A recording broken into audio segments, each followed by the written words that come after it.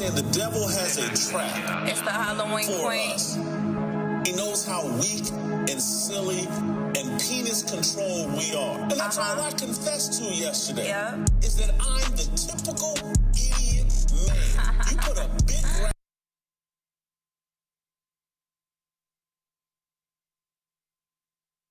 My earpiece went out.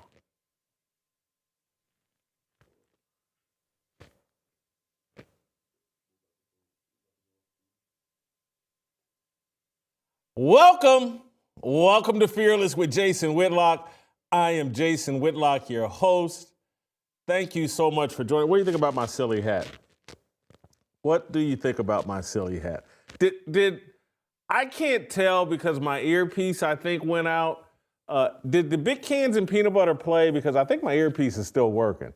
Feels like I can hear myself talking, but I can't tell if big cans and peanut butter played for you all. But some woman, Kuda Cash, or I don't know. She made the song. We wanted to give her a little love. I can't figure, am I a mess today? I put on this shirt and I got the t-shirt on underneath it. But regardless, we have a fantastic show planned for you on this Tuesday. Thank you so much for joining us.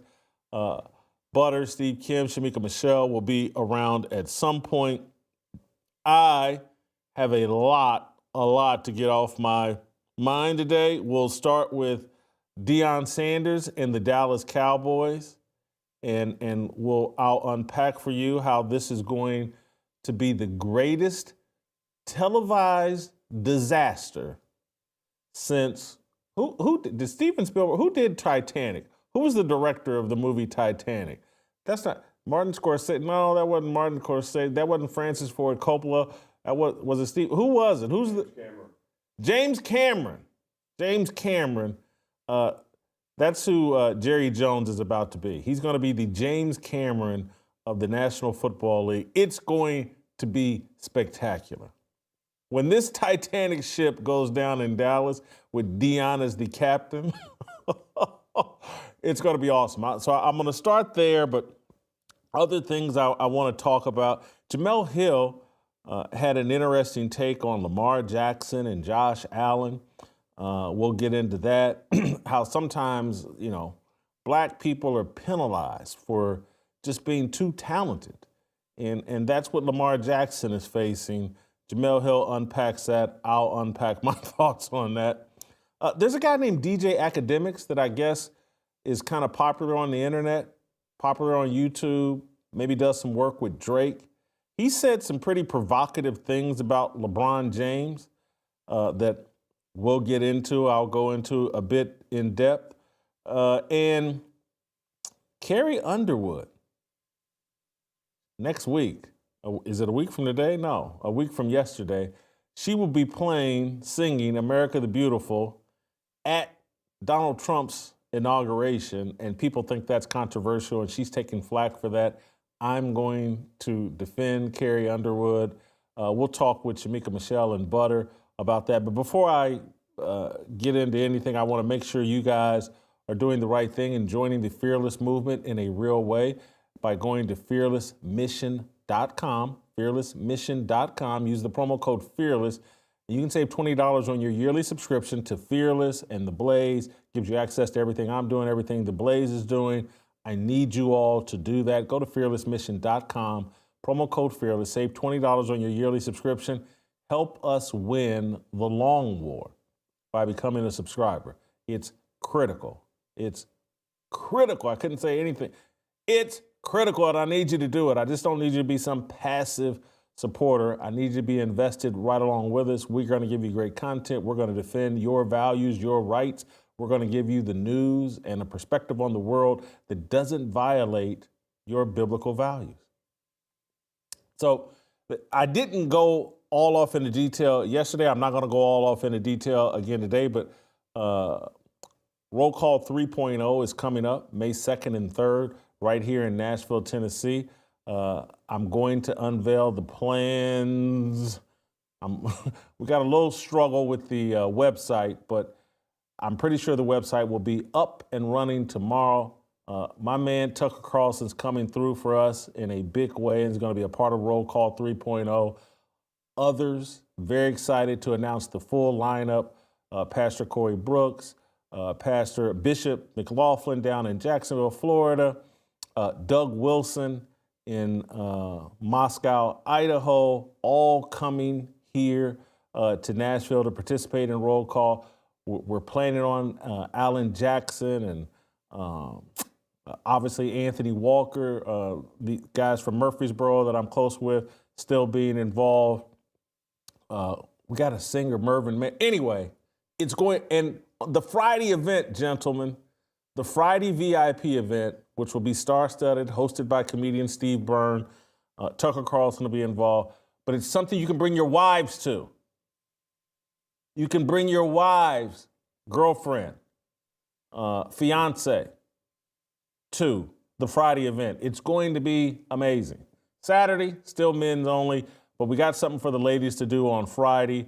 And then on Saturday, they can go shopping while we host Roll Call 3.0. But the Friday VIP is going to be off the hook. Let me get into our topic for the day, and then we'll bring Steve Ken in to help me unpack this. There are reports everywhere that Jerry Jones has had conversations with Deion Sanders about being the next head coach of the Dallas Cowboys.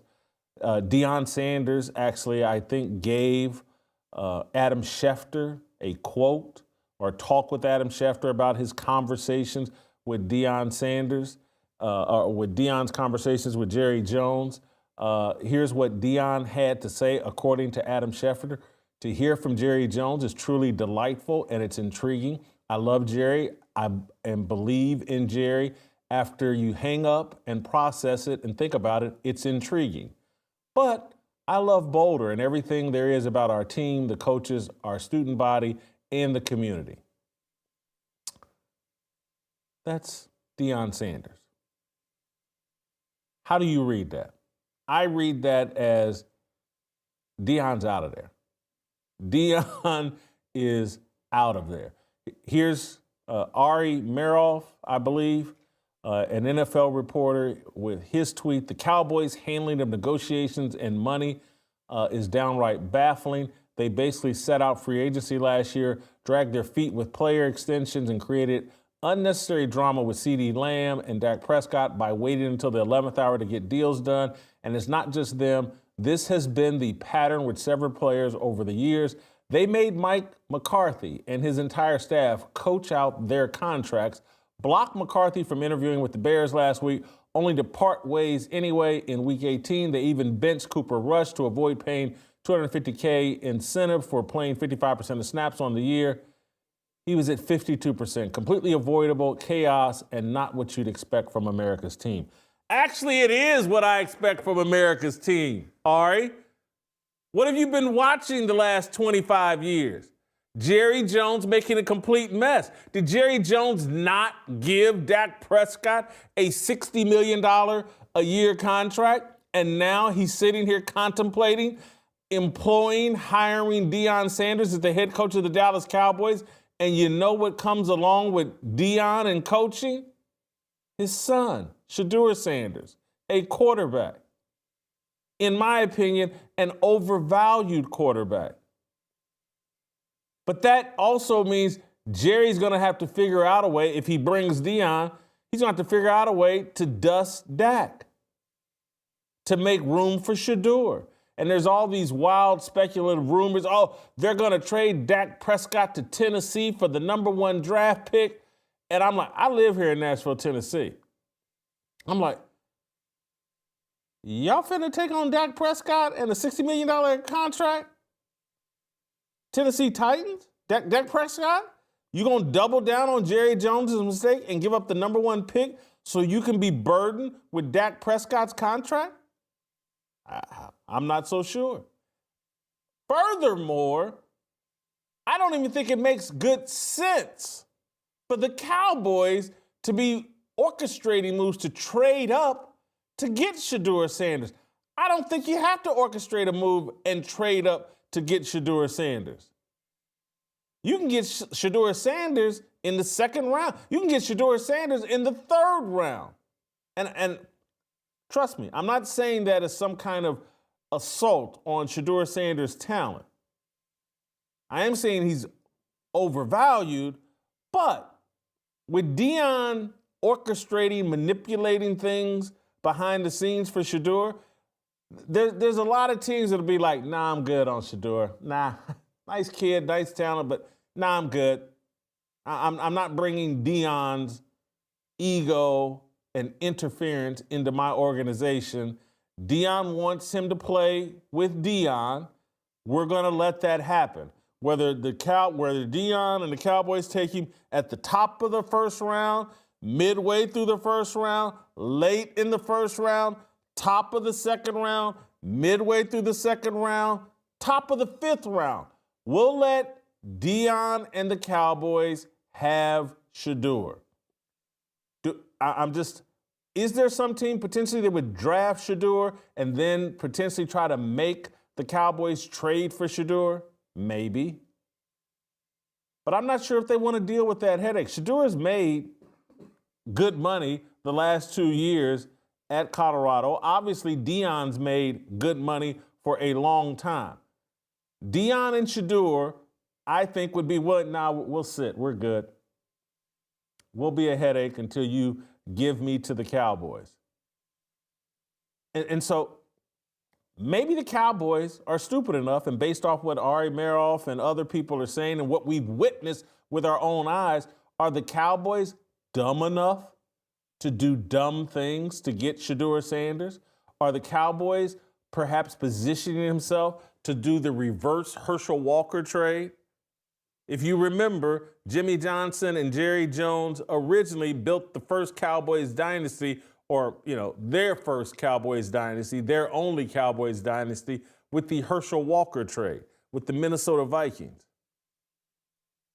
Maybe they're about to do the reverse and destroy their franchise by overvaluing Shedeur Sanders, Deion's kid. They're going to bring daddy ball to the NFL. It ain't going to work. It's not going to work. And I know many of you are sitting there, oh, Whitlock, you just a Deion hater. You said it wouldn't work at Colorado, and Deion went 9-4. He almost won the Big 12. You just a hater. You hate Deion. You want to be Deion, and you hate Deion. He went 9-4, yes. BYU beat the brakes off of him, but no one cares because Deion went 9-4. And so you need to be fair to Deion. He's our black savior. Look, Colorado's the worst franchise or program in the history of college football. No one could ever win there, even though Bill McCarthy won a national championship, but no one else. Don't you understand? What Deion did in Colorado was a miracle. And I've tried to put in perspective for you all what Deion did in Colorado. And it's more than what I thought he would be able to do. But it ain't what y'all making it out to be what Deion did. Deion, if you go check the records, you go check the W-2s at Colorado, I guarantee you Colorado had the highest priced roster in the Big 12. And you know what you get in America, generally speaking? What you pay for. Y'all sitting around like Deion, oh man, Deion had no players to work with. He took a roster full of 2- and 3-star recruits and nearly won the Big 12. No, Deion went to Colorado and bought what he needed to win at the Big 12 level. At the Pac-12 level his first year, he bought what he thought he needed to be competitive. It wasn't enough, and they finished last in the Pac-12. This year in the Big 12, when he was on superior financial footing, roster-wise, than virtually everybody else in the Big 12, yeah, they finished fourth. Hats off. Well, in the NFL, everybody spends money. Everybody has a roster full of million-dollar players. He's not going to have a financial advantage over his competitors, and he's going to have the chaos of Jerry Jones trying to be the general manager of the Dallas Cowboys. And as Ari Meirov spells out, that's a lot of chaos. By the time you add in Deion's ego, his love of Shador, and the daddy ball issues, and all of that, this thing is going to be a spectacular, must see, can't miss. When I think about the greatest shows in the history of television, it's Roots. And you had to be alive in the 70s to experience it and see it, and to see how it impacted the country and how everybody watched, and how like the final episode was like a damn Super Bowl. That's what this next, if Jerry Jones completes this deal and brings Deion Sanders to the NFL, holy cow. This is going to be Roots 2.0. You talk about, I mean, the NFL must be salivating. We get to broadcast the Jerry and Deion, or the Deion and Jerry reality football show. Skip Bayless is somewhere whining and crying like, oh, why did I fall out with Shannon Sharp? We could have been arguing about Jerry and Deion on TV, and Shannon could have put on his skull cap and pretended to smoke weed, and he could have been defending Deion, and I could have been defending Jerry. Oh, what a fantasy world. Skip Bayless, I'm sure, is devastated. I'm thrilled to death. There's so much content that's going to come out of this and covering this disaster, and all the groupies from RG3 and everybody else is going to be caping up for Deion and calling Jerry Jones Jerry Jones is going to hire Deion, figure out a way to get his son, Shador, to be the quarterback of the Cowboys. He's going to overpay Deion, and he's going to be framed as racist by the media. Oh, this thing is going to be remarkable. Let me tell you who knows what I know. It's Troy Aikman, the Hall of Fame quarterback for the Cowboys, Monday Night Football broadcaster for ESPN. Troy Aikman very, very politely but firmly pointed out last night after that Monday night playoff game where Sam Darnold wet the bed. But Troy Aikman pointed out that, like, hey, man, this Cowboys job, it's not coveted. And what he's really meaning is there's so much chaos and stupidity in Dallas, no one really wants this job. And so, yes, Jerry has been reduced to talking on the phone with Jason Witten, former Cowboys tight end, and Deion Sanders, one of the all-time great football players, because real coaches want nothing to do with this franchise. Let's play Troy Aikman. I don't think Mike will be out of a job for too long, but this job's as coveted as any because you're going to run the Dallas Cowboys. In what direction do you think they ought to look? Well, I thought Mike McCarthy would be the head coach, so this is a bit of a surprise for me today that he's not going to be. And what went into those conversations that Schefter talked about, I'm not exactly sure, but it suggests that there's not a real plan. I mean, and the fact that they haven't had the opportunity to maybe interview a Ben Johnson and some of these others, Aaron Glenn. I think that what Schefter said as far as Kellen Moore being a candidate, that seems logical to me. A guy who has familiarity with the building. He's worked obviously with the Cowboys and with Jerry Jones, and they know each other very well. In fact, when Mike McCarthy got the job, it was told to Mike that Kellen Moore would be the offensive coordinator. So that's how much the Jones family thinks of him. Beyond that, it's hard to imagine. As far as a coveted job, I don't know that that's accurate. I mean, really? I do think the Cowboys are obviously a high-profile team. Whoever is covered or whoever is head coach of that team is certainly going to draw a lot of attention. But I think most football people that take over as a head coach, they want to do it on their terms. That's and fair. that's hard to do. And it's, if you take a Dan Campbell, for instance, is Dan Campbell if he's with the Dallas Cowboys? It's hard to imagine that he is. It's hard to imagine that a lot of these coaches might be. So I love the Dallas Cowboys. I played there for 12 years. I wish them well. But to say that it's a coveted job, I'm not sure I would necessarily agree with that. It's a spectacular point he just made, because he did it so clever. Troy Aikman is very smooth. He's very pointed with his opinions. If it's a coveted job, what he's saying is, well, Ben Johnson and Aaron Glenn would be your two top prospects. They would be salivate. Oh, America's team. I'm Ben Johnson, orchestrator of this Detroit Lions offense that no one seems to be able to stop the last 2 years. I'm seen as the brightest young coach in football. I'm seen as perhaps the next Sean McVay, the next Kyle Shanahan, maybe the next Mike Shanahan, maybe the next Bill Walsh. Oh my God, America's team. I want that. Troy's pointing out like, oh, well, here's Ben Johnson, the great prospect. You don't hear him being in contention for the Cowboys job because he doesn't want it. Oh, there's a guy named Aaron Glenn, who's the defensive coordinator of the Detroit Lions. And this guy is a former great player. He's worked his way up the ladder, doing all the proper steps. His Detroit Lions defense has been decimated by injuries, and he's figured it out week after week after week how to make this defense effective. He's now, it's either him or Ben Johnson. These guys are the two top prospects in coaching, and Aaron Glenn's name's not attached to wanting to be involved with the Dallas Cowboys. Troy's like, this isn't a coveted job. If the best prospects want nothing to do with you, it's not a coveted job.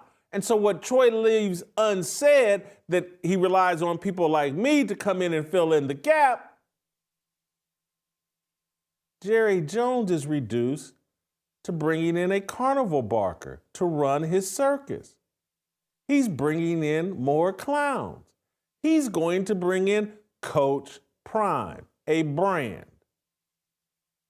A guy the media has built up into this great coaching legend, the next Nick Saban, and now they're going to say, oh, after going 9-4 in Colorado, are you kidding me? No one can win 9 games at Colorado other than Deion Sanders. I mean, it's an impossibility for anybody to win 9 games at Colorado. Don't you understand? Colorado is the worst program in the history of college football. They never won anything before Deion Sanders other than a national championship. But the best prospects want nothing to do with the Dallas Cowboys. And Deion's about to hire a hype man, a brand, someone that the media has built up in their DEI, racial narrative, and he's about to bring that circus to Dallas.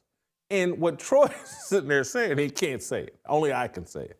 It's like, holy cow, when Deion gets here and these racial idolaters in the media get done with Jerry Jones, they're going to string Jerry Jones up and call him a racist for hiring Deion Sanders, drafting and bringing Shedeur Sanders to town, and overpaying both of them.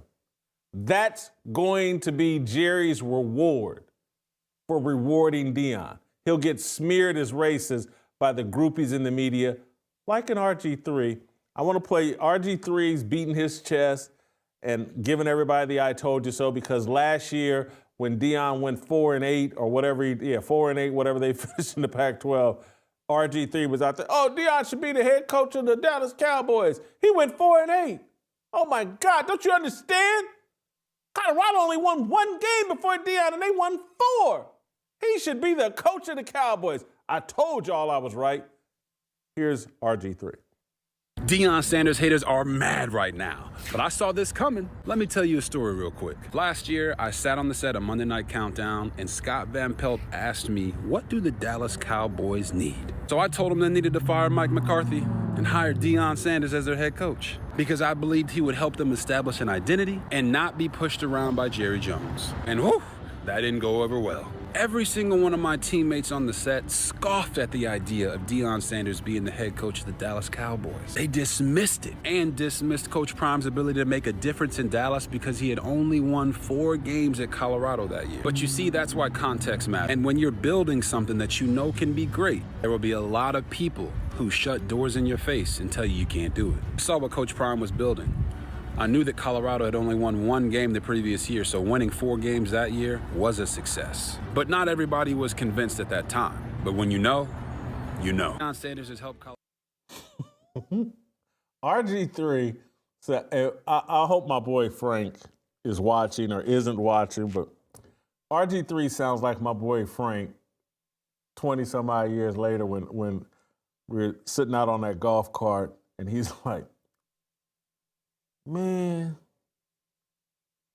you gonna give up that big booty, and I'm plugging in a few different words, but that big booty 304 for that?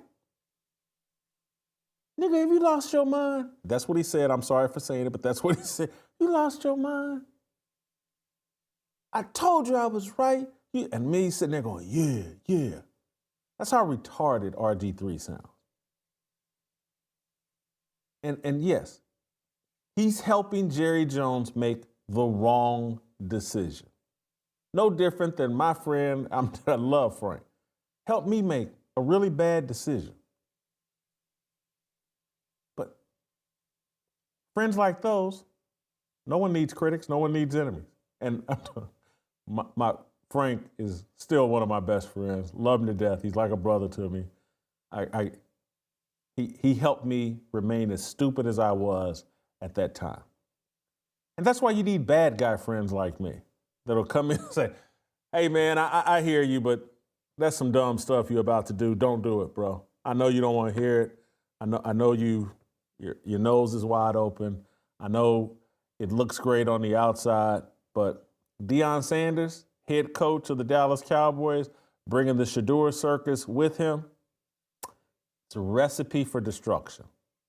I'm going to bring in another set of eyes on this, Steve Kim, here in a second to let Steve Kim give his take on this. Maybe I'm right, maybe I'm wrong. A couple other topics I want to get into with Steve Kim. Don't go anywhere. But before I get to Steve Kim, I want to make sure I take care of our greatest partner here, Preborn. This Sanctity of Life Month, we honor the more than 66 million babies whose lives have been tragically ended through an abortion since Roe v. Wade. Sadly, since Roe was overturned, babies' lives are at an even greater risk. Because the abortion pill accounts for more than 60% of all abortions now, this tragedy is available on demand 24/7. But in the midst of this darkness, there is a light that shines. Preborn has rescued more than 300,000 babies from abortion, and every day, on average, they rescue 200 more. When a woman considering abortion hears her baby's heartbeat and sees the face on an ultrasound, that baby's chance of life more than doubles. Preborn shares free heartbeats and God's love for mother and child, but they need our help. If you have the means, would you consider a leadership gift to save babies in a big way? Your tax-deductible donation of $5,000 will sponsor Preborn's entire network for 24 hours, helping to rescue 200 babies. To donate, dial pound 250, say the keyword baby. That's pound 250, keyword baby, or go to preborn.com/fearless. That's preborn.com/fearless. Preborn has a 100% charity rating, so you can give with confidence. Steve Kim, the Korean Cosell, X.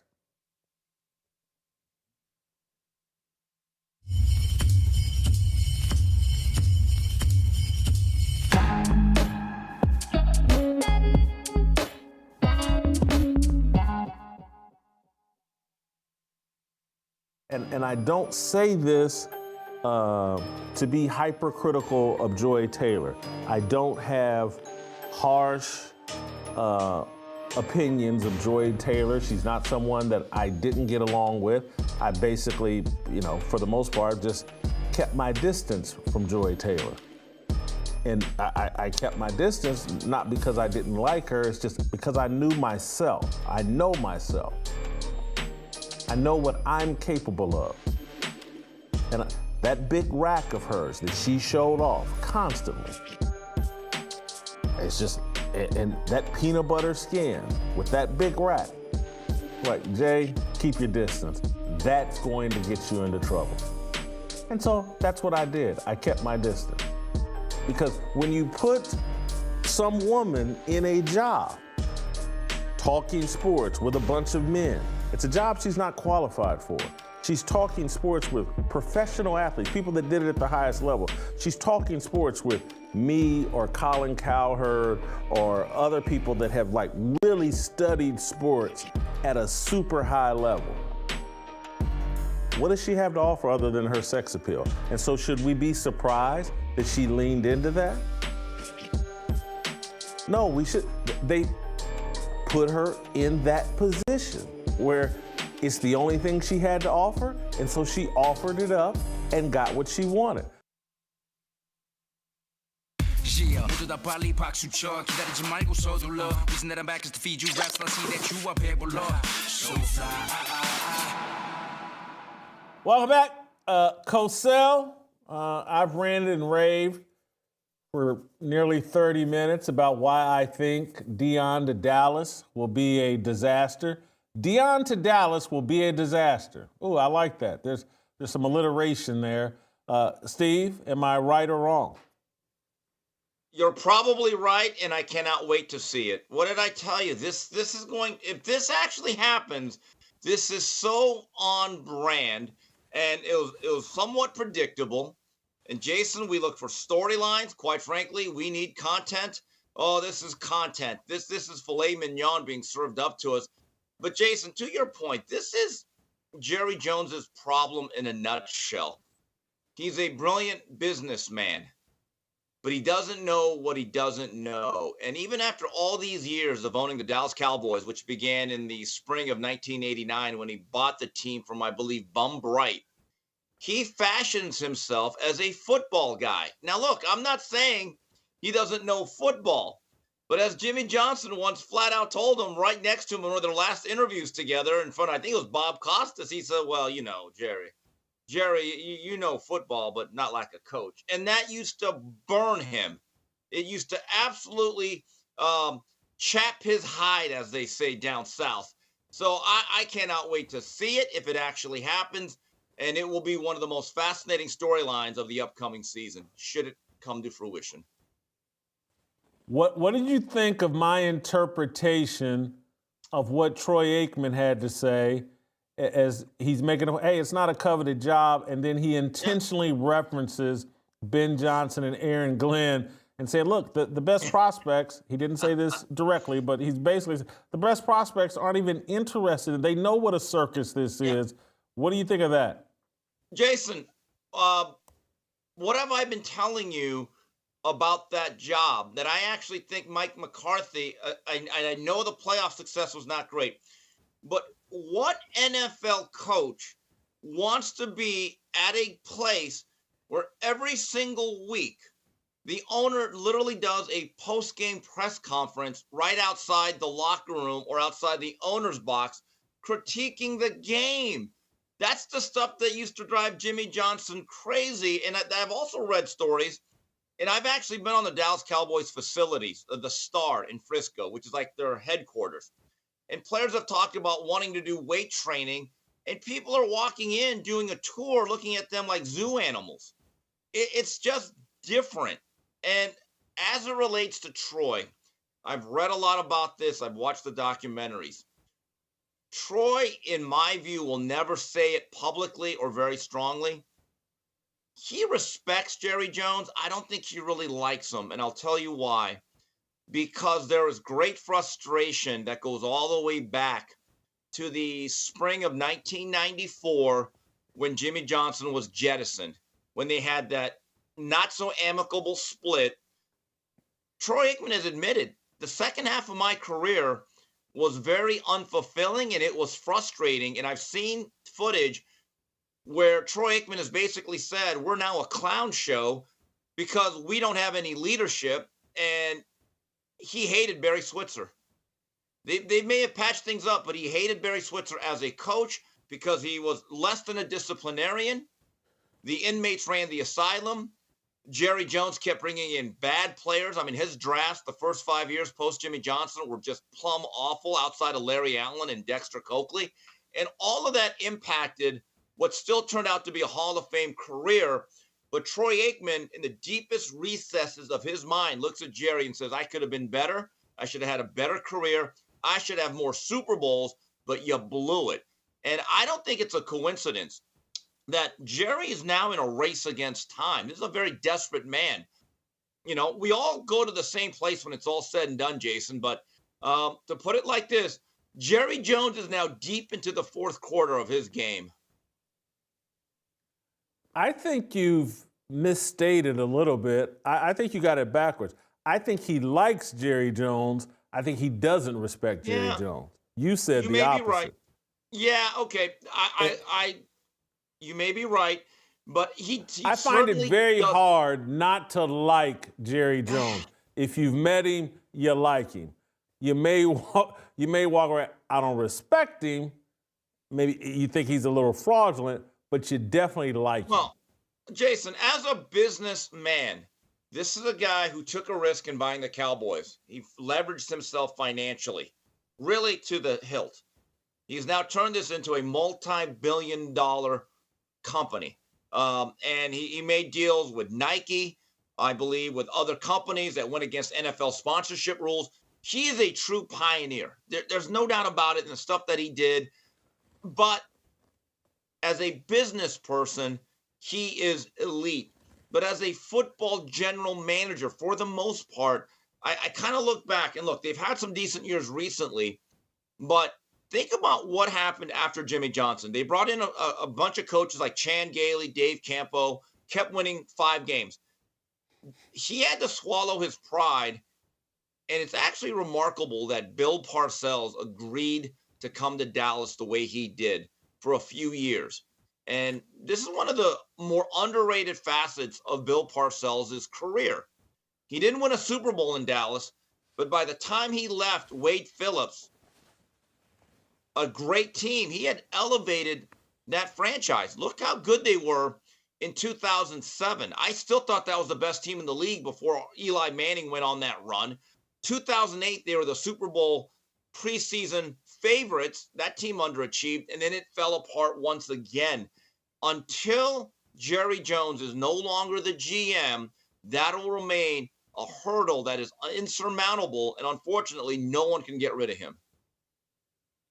I want to circle back to your starting off point, because once again, sometimes you say things that are great and you don't belabor them enough, and so I have to do it for you. Thank you. Appreciate that. You made this point about Aikman's disappointment and how he didn't have the second half of the career that he should have had. And I guarantee you, Troy Aikman is sitting there going, hey, me and Jimmy Johnson would have been Belichick and Brady before Belichick and Brady. And we had all the pieces in place, and we could have won 6 Super Bowls.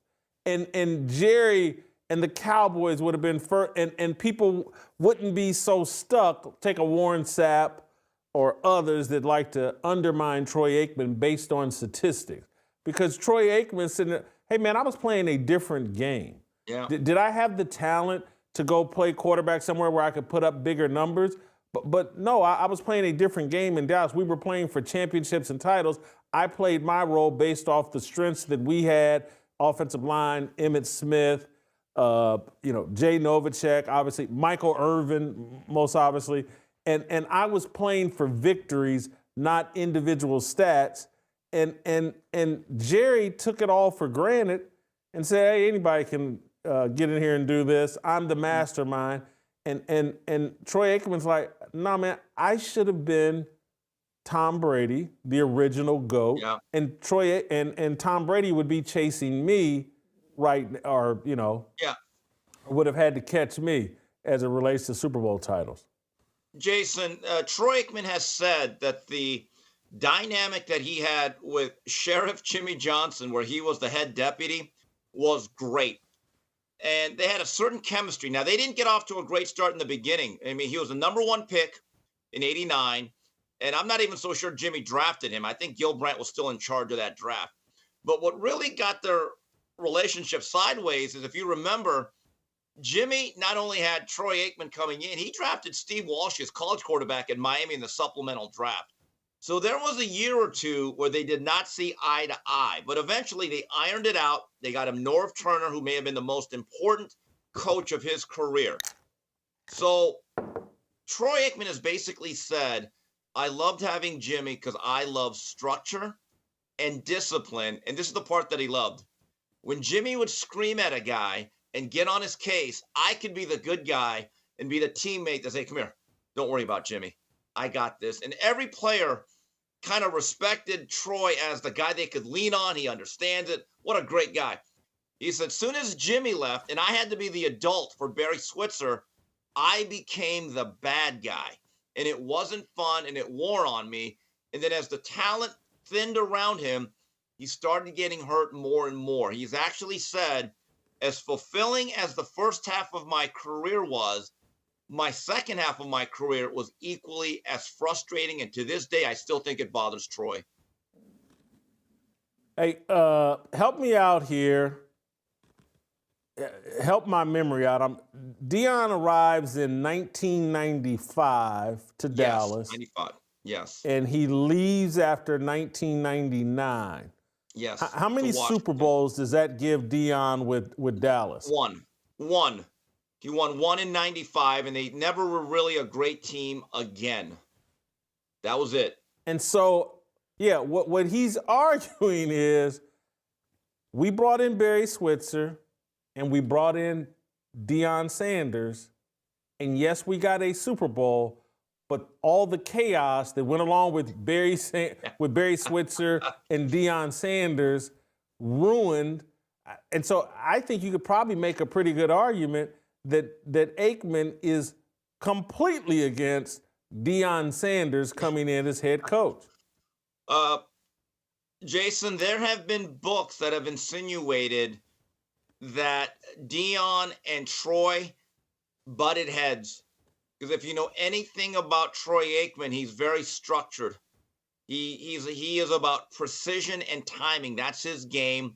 He liked the discipline. He liked tough practices. Deion's a little bit looser, okay? And so there were some issues, and I've watched America's Game on NFL Network about that 95 team. That team won in spite of itself. Daryl Johnson says it all the time that one of the coaches came up to him and said, I want to congratulate you guys on this. He goes, oh, thanks for the Super Bowl. He says, no, overcoming us.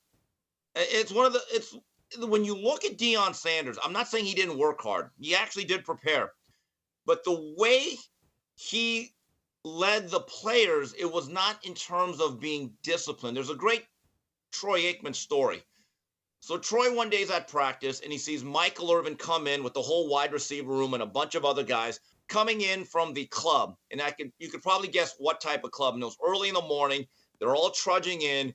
And Troy looks over at Barry. He goes, Barry, do you see this? Like, what are you going to do about it? And Barry Switzer goes, well, hell, Troy, you want me to cut Michael Irvin? And Troy had one of the great lines. He said, no, cut that guy, and that guy around Michael Irvin. So this is actually a true story. That practice begins that day early in the morning, and everyone's hung over. 10 minutes in, Barry Switzer goes, you know what, guys?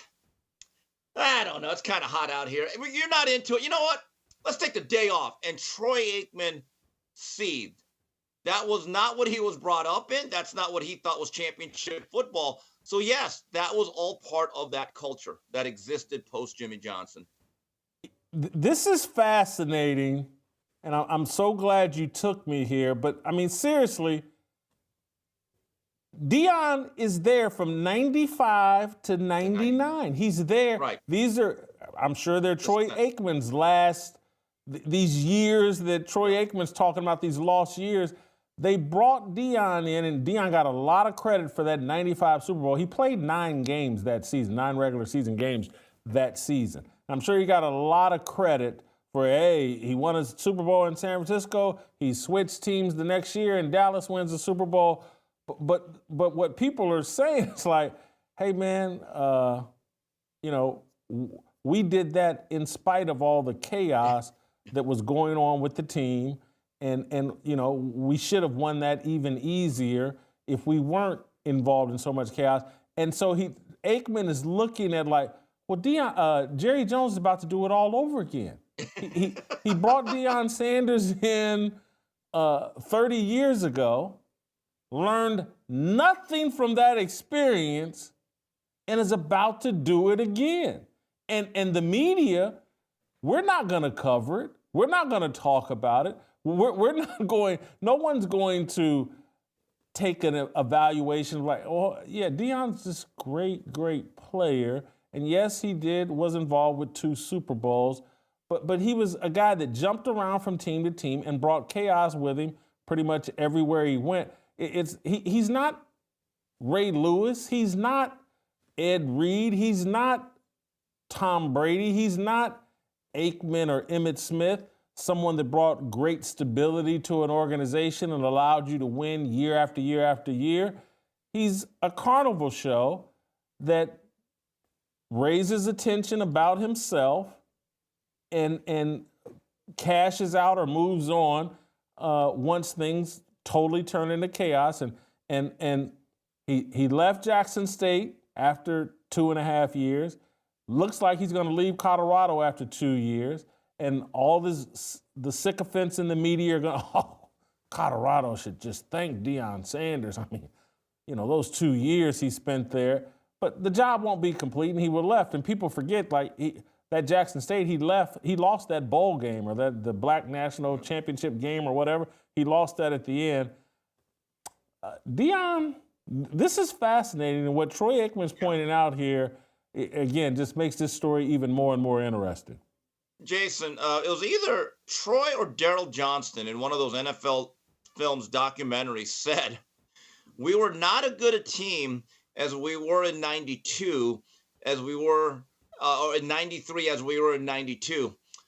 And now that I think about it, we weren't as good in 94, Switzer's first year, as we were in 93. And in fact, even when we won it in 95, I'm not even so sure we were as good as we were in 94. So there was this natural erosion. If you go back to the Deion years, Jason, you're right. So Deion Sanders actually came early in the season. He did not do training camp with the Cowboys in 95. He had just come off a year where he played for the Niners, won a Super Bowl, and was effectively a mercenary up for the highest bidder. Dallas felt as though they needed to get Deion Sanders, especially after Kevin Smith, their all-pro cornerback, busted his knee in the first game. I remember watching that. So when they won their last Super Bowl in 96, in all fairness, the guy that hurt the mojo was Michael Irvin. He got busted in the whole thing with the prostitutes and the drugs, and he got suspended for the first 6 games.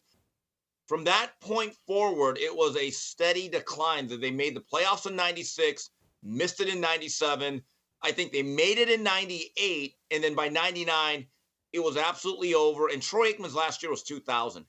So Troy Aikman did not play 15 years. He actually had a truncated career, and he knows the inner workings of that whole organization.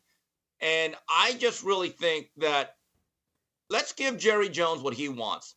He wants to be a brand. He wants to be a football guy. He wants to be box office. Well, you know what, Jason? Let's give an old man his wish. I can't wait to see it. It's going to be fascinating. I'm looking here now at Aikman. In 94, he plays 14 games. They go 10-4 in those 14. 95, they go 12-4. He goes 12-4. 96, he goes 10-5. He misses 1 game.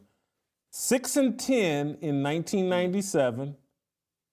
And then injuries in 98, he only plays 11 games, 7-4. 99, he plays 14 games, 7-7. 2000, he plays 11 games, goes 4-7. Yeah, Troy Aikman's got a little chip on his shoulder, and maybe deservedly so. Let me move on, Steve, and get to this other topic I wanted to address with you, and that's Jemelle Hill. She had some thoughts on the whole Lamar Jackson, Josh Allen debate that I thought you would find interesting. Let's play the clip. Now, people have been using racially coded language to describe Jackson his entire NFL career. The San Francisco 49ers have suspended a radio analyst because of something he said about Ravens quarterback Lamar Jackson. Here's what that analyst, Tim Ryan, said on a radio show Monday morning after the Ravens beat the 49ers on Sunday. When his dark skin color, with a dark football, with a dark uniform, you could not see that thing. I mean, you literally could not see when he was in and out of the mesh point. So if race has been a factor in how people have frankly always discussed Lamar Jackson, why would race suddenly be eliminated entirely from the equation when it comes to this MVP race? Now, let me be clear. I'm not saying if Josh Allen wins the award, it's because he's white and people are racist. I would have zero problem if he won it. But there is a theme here of black excellence being taken for granted. And it's not just limited to sports. And sometimes that excellence is used to deny black folks their due. A couple years ago, Variety polled 5 Grammy voters about who they voted for and who they didn't vote for. The voters were allowed to share their true feelings anonymously. One voter admitted that she didn't vote for Beyonce in any of the top categories because she has, quote, already won a lot of Grammys. Along those same lines, Simone Biles used to be penalized for her ability to execute difficult, unprecedented maneuvers because the International Gymnastics Federation was concerned that other gymnasts would hurt themselves trying to mimic Biles. So if they gave her lower scores, the other gymnasts would have less incentive to try. When you're black, sometimes there is such thing as being too good for your own good.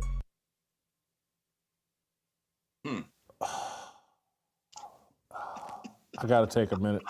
Oh, I'm trying to just digest that. And so, before I hear from you, Cosell, you're Korean. I want to hear from the white guy here in the building.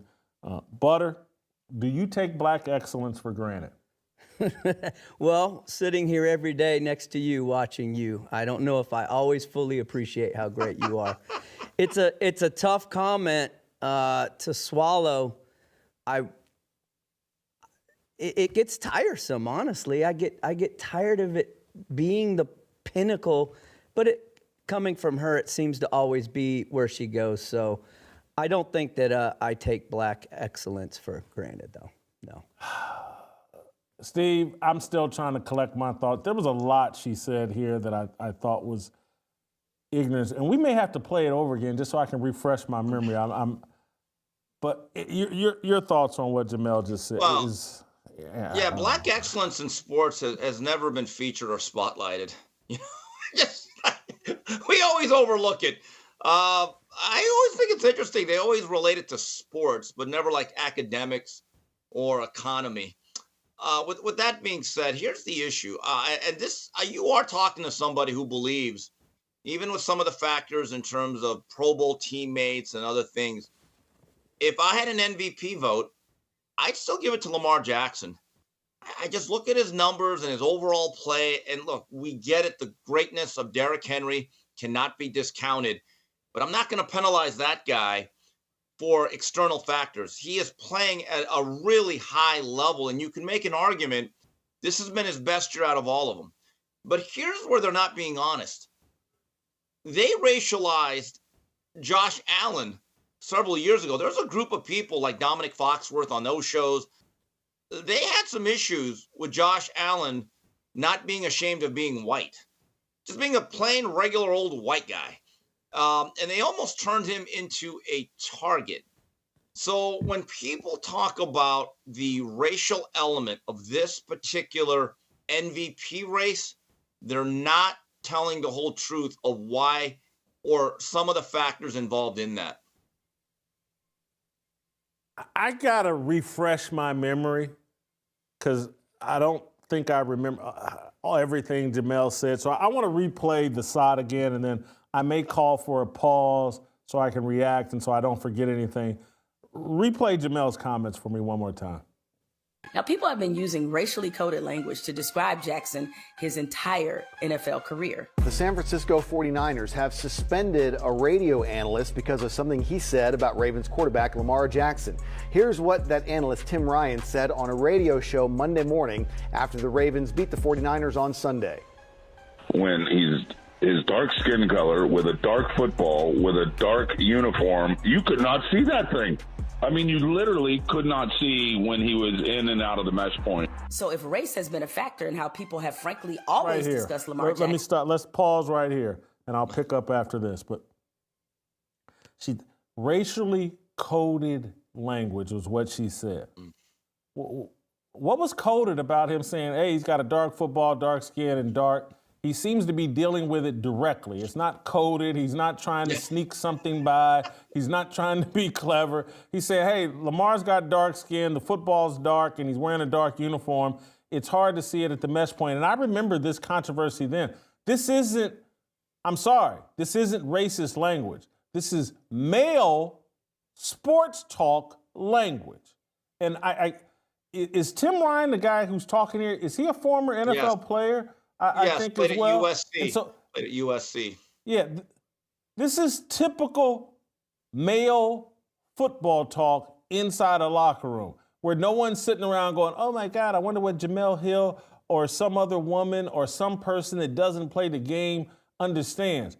Black, white athletes in a locker room be like, hey man, that damn ball blended in with your skin color and I couldn't see it. I thought you had threw it. I thought you had pitched it, blah, blah, blah.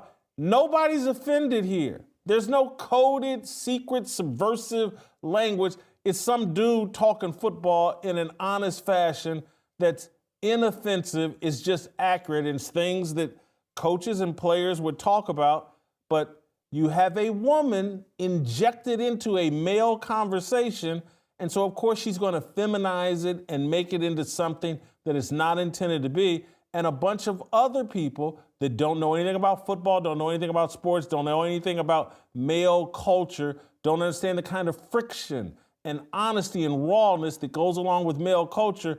Now they want to change it into something more effeminate, something that can't be accused of being insensitive. It's a joke. And this is why I keep saying, and I know people don't understand, they don't get it, but you got to get these women up out of male spaces so men can be men and we can have honest conversations and we can get to the truth, because iron sharpens iron. Women want to turn everything into a pillow fight. And then once you turn it into a pillow fight, you know who shows up? And now it's all an alphabet mafia conversation. Y'all think I'm sexist. I'm not. We're not equal. We complement each other. There's different lanes for each of us. And so Jemele's going to drag the conversation down to her level. She can't deal with an iron sharpens iron fight. Let's turn it into a pillow fight. And we'll all get in our panties and we'll slap each other with pillows. Next thing, then the pillow biters come in.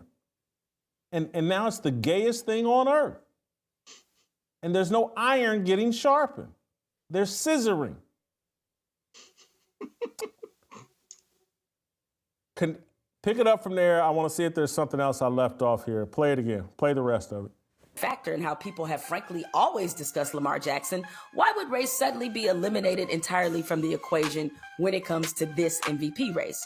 Now, let me be clear. I'm not saying if Josh Allen wins the award, it's because he's white and people are racist. I would have zero problem if he won it. But there is a theme here of Black excellence being taken for granted. And it's not just limited to sports. And sometimes that excellence is used to deny Black folks their due. A couple years ago, Variety polled 5 Grammy voters about who they voted for and who they didn't vote for. The voters were allowed to share their true feelings anonymously. One voter admitted that she didn't vote for Beyonce in any of the top categories because she has, quote, already won a lot of Grammys. Along those same lines, Simone Biles used to be penalized for her ability to execute difficult, unprecedented maneuvers because the International Gymnastics Federation was concerned that other gymnasts would hurt themselves trying to mimic Biles. So if they gave her lower scores, the other gymnasts would have less incentive to try. When you're Black, sometimes there is such thing as being too good for your own good. One anonymous person has a response to some media poll that says Beyonce won too much, and this is now representative of the way all white people feel. And oh my God, Beyonce hasn't won enough Grammy Awards, and so her excellence is being undermined. I mean, are you kidding me? I mean, are you kidding?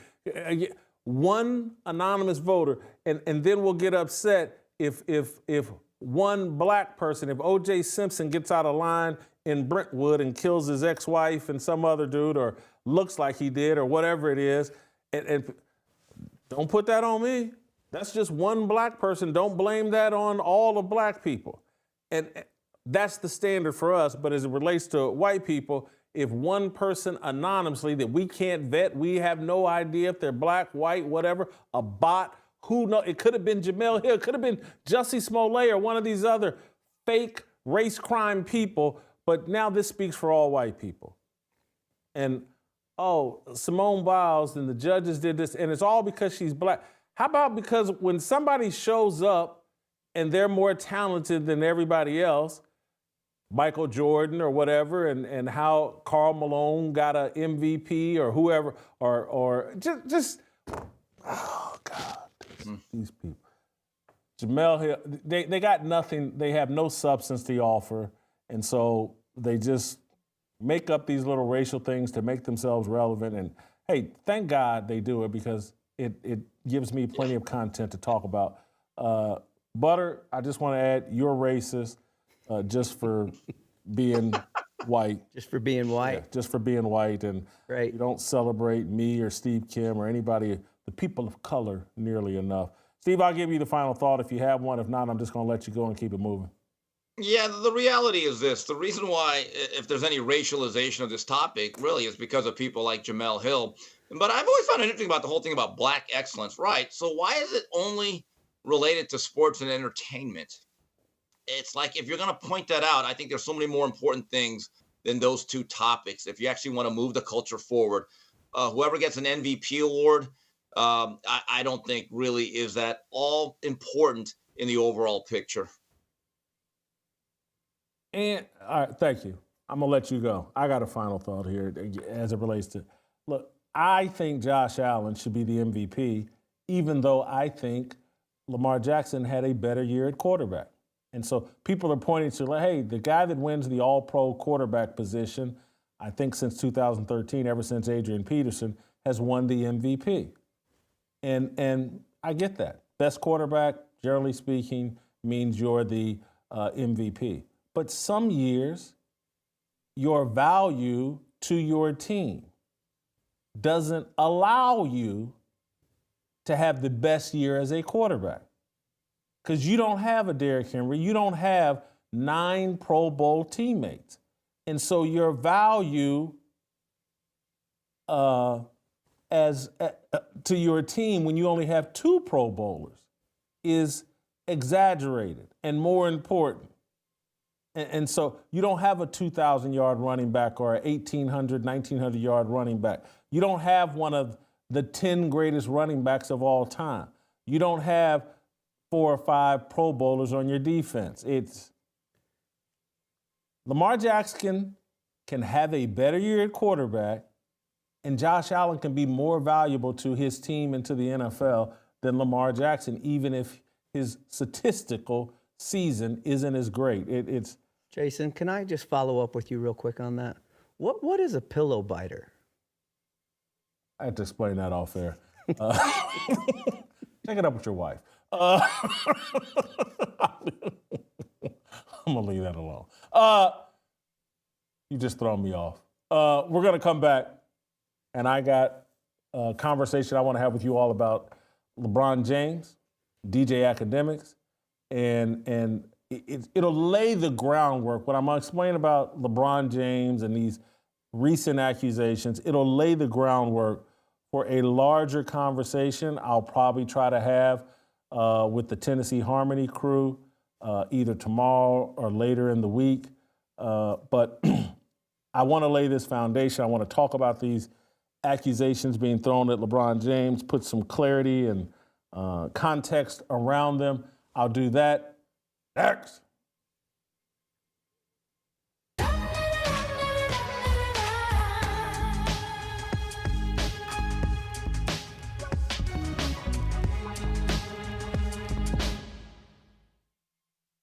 Skip got baited into a sexual Olympic with Shannon Sharpe.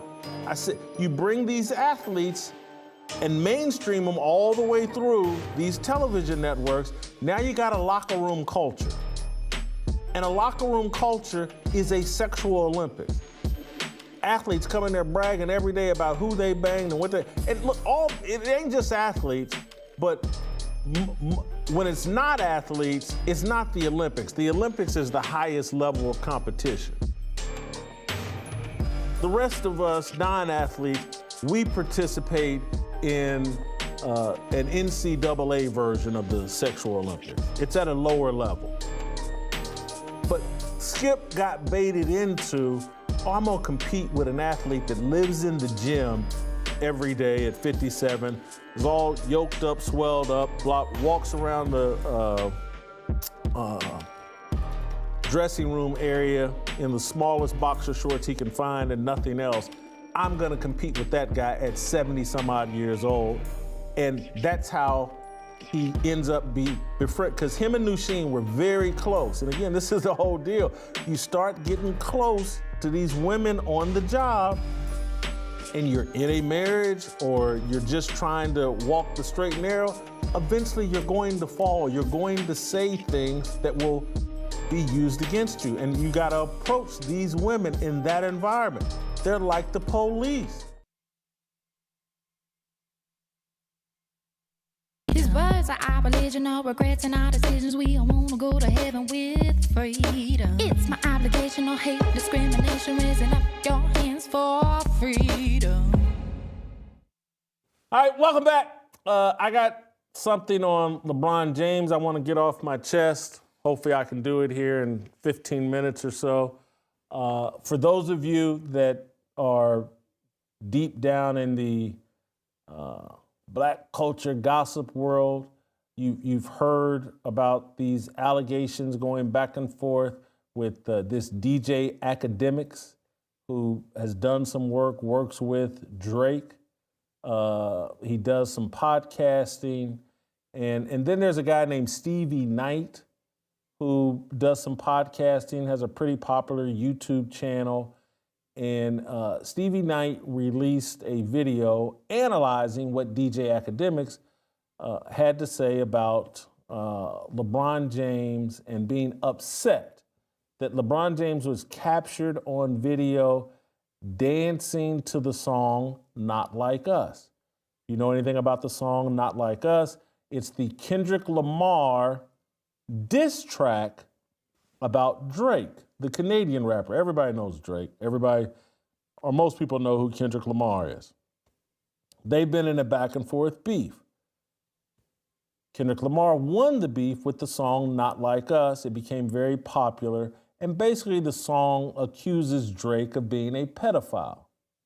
It's been very popular with professional athletes, NBA players in particular. They've all been, Russell Westbrook and these guys captured on stage dancing with Kendrick Lamar to this song, and video after video, and Not Like Us was the biggest song of the second half of the year, or everybody was rapping to it. It's a big deal.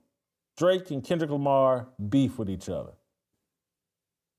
LeBron has been known as a Drake fan, not known as an anti-Kendrick Lamar guy, probably pro-Kendrick Lamar as well, but he and Drake have been friendly. I think Drake has been on LeBron's terrible TV show, The Barbershop Show or whatever. And anyway, Drake and his supporters seem to be upset that LeBron James was captured on tape dancing and rapping to Not Like Us. And so this DJ Academics, because, I mean, this thing with Drake and Kendrick Lamar is about the most heated thing since Biggie and Tupac. Because, again, you start accusing someone in song of being a pedophile, that's going to heat things up. And I think it was, who got beat up in Canada? Was it Rick Ross and his crew? They got beat up in Canada. They were up in Canada, and someone after the concert started playing Not Like Us, and the people in Canada, because Drake is from Canada, took some swings at Rick Ross and his crew. And this thing's been bubbling in a Biggie Tupac way and involving a lot of people. And so this DJ Academics puts out this video that basically says, how dare LeBron dance to that song when Drake has been supplying females to LeBron James for a long time. And this DJ Academic says that he knows about it because he's been involved with supplying girls to LeBron James. The DJ Academics went on as far as to say that, you know, LeBron likes white girls and LeBron's little squeaky clean image, Drake knows how bogus and BS that is. And this is all Desperate Housewives, catty and salacious and sensational. And it's a threat to LeBron's brand. And I have a take on this that I'll give here in a second, but I want to play a clip. This is DJ Academics talking about LeBron cheating on his wife. Play the clip. News flash for LeBron. Yo, LeBron, I talked to enough in Canada. I've talked to enough people. Maybe Drake will keep teasing it. Let me just tell you what I've heard. Yo, LeBron, you and Drake used to go on two-mans, okay? You've been cheating on your damn wife. Drake used to facilitate the host, and basically, essentially, you can't dance to a song about him being a pedophile. He used to supply you with the bitches. I'm sorry, man. Yes, if I'm Drake, I snitch on you too. Sorry, buddy. You can't do that. No. You've been living a lie, and everybody been thinking you're this perfect guy, but when you come to Canada, I know some of the when you come to Canada, you know you come to certain places, I'm supplying you with the white women you love. You don't even like black chicks. White women. I'm the guy. So when I bring the tings, and I'm hooking you up, when Kendrick drops a song saying certified lover boy, certified pedo, you're the first one to say, whoa, me and Drake done did some two-mans. He ain't never bring no underage girl. What the you talking about? Or how about you shut up and don't dance, don't crip walk, don't do nothing, and how about you go win some championships? I'm sorry. I'm snitching on you. That's why you in trouble, LeBron. You can't dance to a song about me being a pedophile when we went on two-mans. That's why you're getting dissed on these random songs. There's like five tings in Toronto ready to shout your business up now, bro. Like LeBron, nobody told you if you're secretly cheating on your wife, stay out the way. And don't dance at your man who been helping you cheat, calling him a pedophile. Get out the way, LeBron. What are you doing? There's a reason I'm bringing this up, not just because of how salacious it is. I'm trying to, for those of you that don't understand my point of view and why there are particular icons that I'm critical of and warn you to say, hey, don't put your hopes and trust. Don't get caught up in this. Don't get caught up in me, let alone them. And everybody should be directing you to Jesus Christ and not themselves. And this is why these icons that have been set up for us, they're no good. And it's easy to discern that they're no good. And they don't deserve some special elevation. They don't, if my son, if he's allowed to idolize LeBron James, he'll go to school and he'll raise his grades. And this will keep him motivated. That's all a lie and that's all BS. Go check LeBron's I Promise School to see if that works. There's only one thing that works. Direct your child, disciple your child in fear and admonition of the Lord. Teach your son to fear God and obey his commandments. And part of that, the step 2 of that, and again, this is where I've fallen short as well. And so I'm not pointing a finger at you and saying I'm not involved as well. This is why you need to be in a marriage, a covenant between God, yourself, and your spouse. That's how you raise up a child. That's the role models your children need, is to see you following God. Not following LeBron, not following Jason Whitlock, not following anybody. Muhammad Ali, Saquon Barkley, Tim Tebow.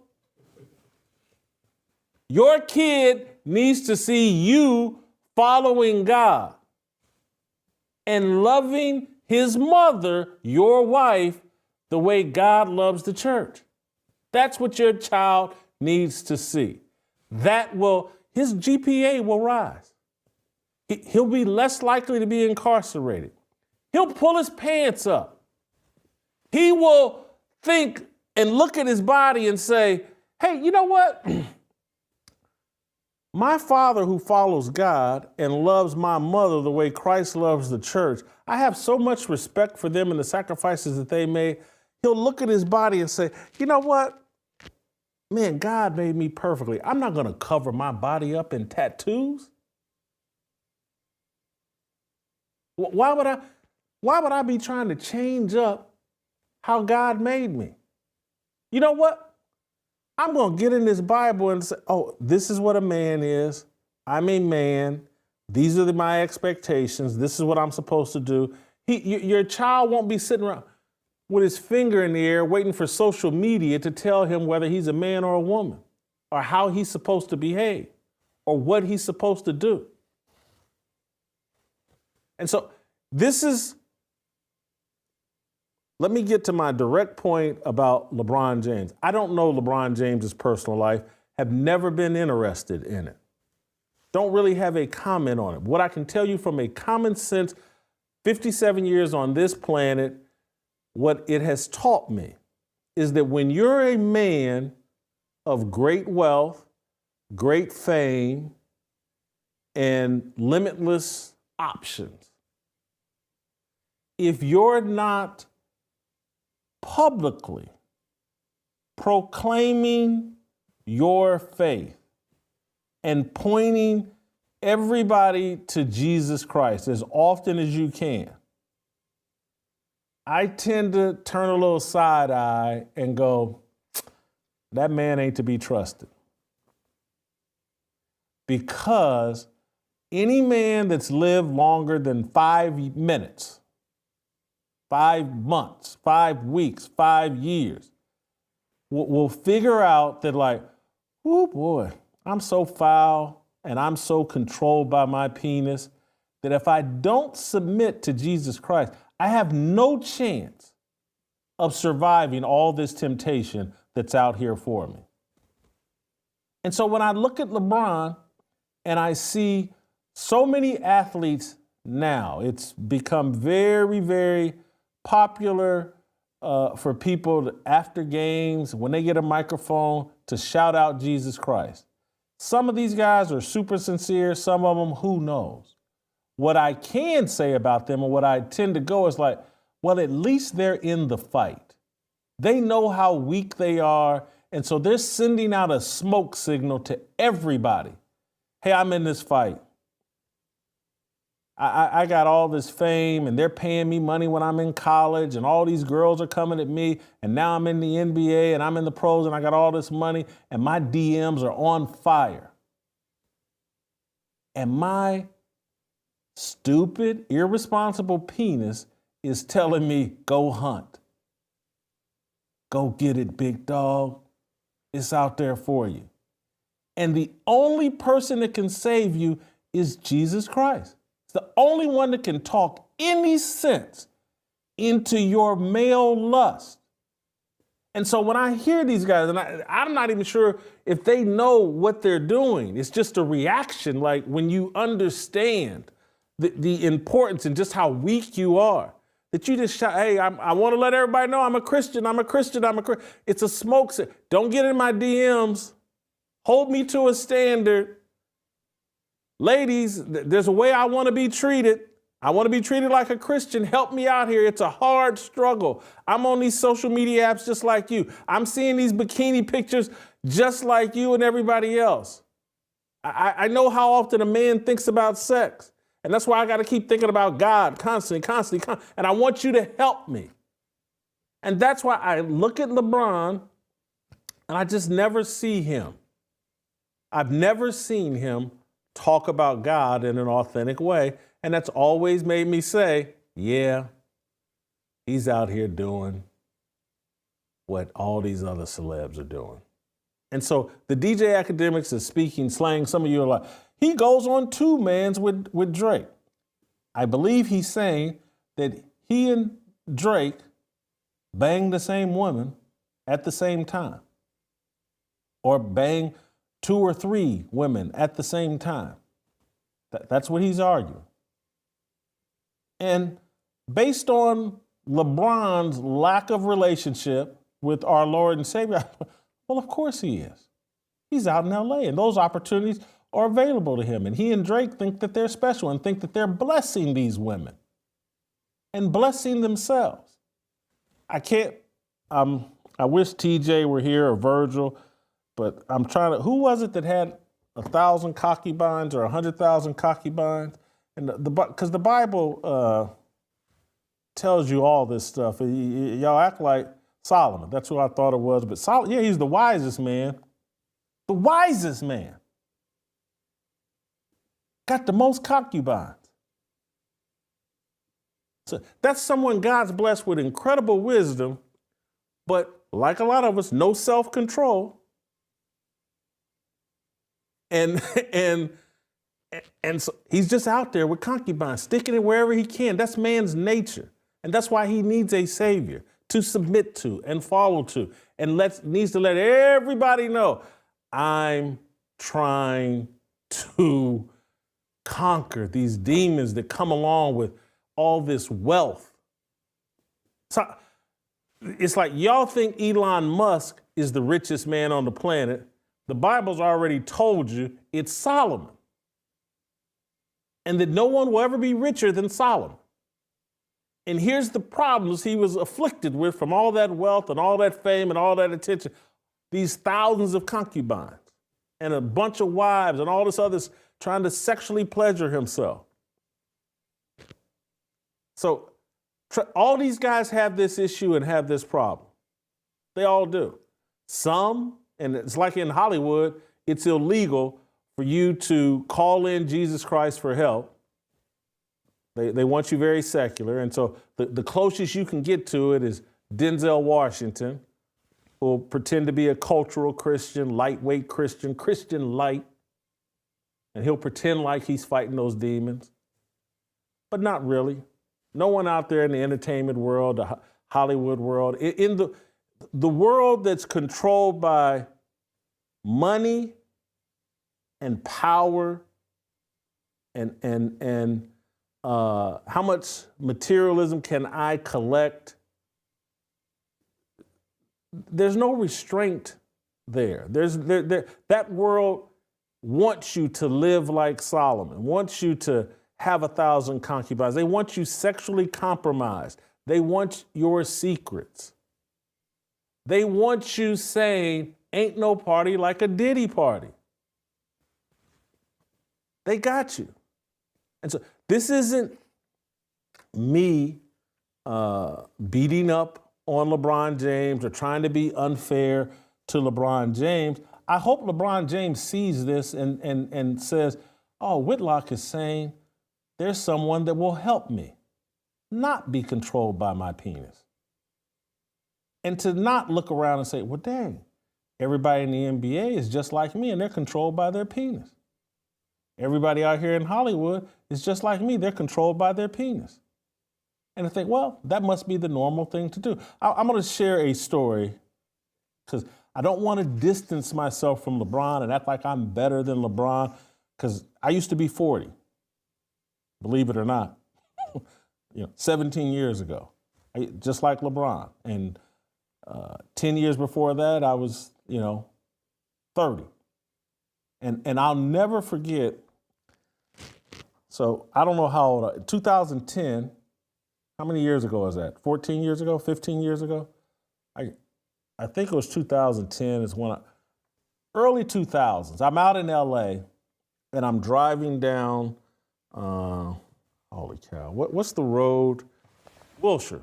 I'm driving down Wilshire Boulevard. They call it the Miracle Mile or something like that. It's all these high rises. It's one of the richest zip codes in all of America. It connects Brentwood, Westwood, and Beverly Hills, Wilshire corridor.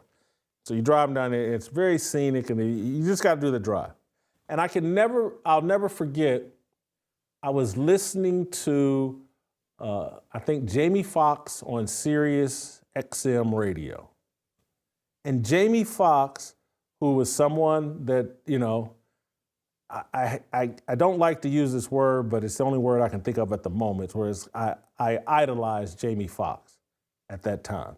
The guy's an incredible singer, incredible comedian, incredible actor, and I was like, man, that's the epitome of black male excellence, comedian, singer, actor. He can do it all. He's the most talented guy, good-looking guy. And I can remember I'm listening to his Sirius XM radio show, and so I'm telling you, this is around 2008 to 2010, somewhere in there. So I'm old enough to know better. I'm not a baby. But I'm listening to him on this radio show, and he's sharing with, there was someone on the show that I was friends with, and I think I was friends with him through Uncle Bobby. Why I can't think of Bobby's last name. Bobby Glanton. Friends with Jim Brown, worked with Jim Brown through America I Can. Bobby had introduced me to a lot of different people. Corey Holcomb wasn't on this show with Jamie Foxx, but somebody that was connected to Corey Holcomb that was on this deal. And so I'm listening, and it's like, I know all these people. I don't know Jamie Foxx. I'd never met him at that time, and I've met him briefly, but not in a real way. But I've met him since then. But at that time, I'm like, man, Jamie Foxx, he's the epitome of excellence in Hollywood, and man, if I could be 10% of what Jamie Foxx was, that would be great. Anyway, they're telling the story about going to Vegas. And Jamie Foxx nonchalantly mentions that he took the road trip to Vegas with 2 strippers. And then he later mentioned, and they sold a little booty on the side. And I'm sitting there driving in my car, driving down the Wilshire corridor, and I'm saying, Jamie Foxx, the biggest actor in Hollywood, great singer, comedian, he took a road trip to Vegas with 2 strippers that sold a little booty on the side. And I was like, that sounds like heaven. I hope I can do that one day. That's how stupid I was. And I was old enough to know better. And so, am I sitting here shocked that LeBron James is an idiot? No, because we're all capable of that idiocy. We can all get caught up in that momentum of degeneracy that Hollywood and the world and the culture promotes. And so here I was, close to 40, bunch of money in my pocket and just a lot of freedom. And Jamie Foxx has created an image in my mind that the greatest thing I could do, the highest level of accomplishment I could do as a black person with some money and a little clout and fame or whatever, is find 2 strippers, 2 hookers to go party with me in Vegas.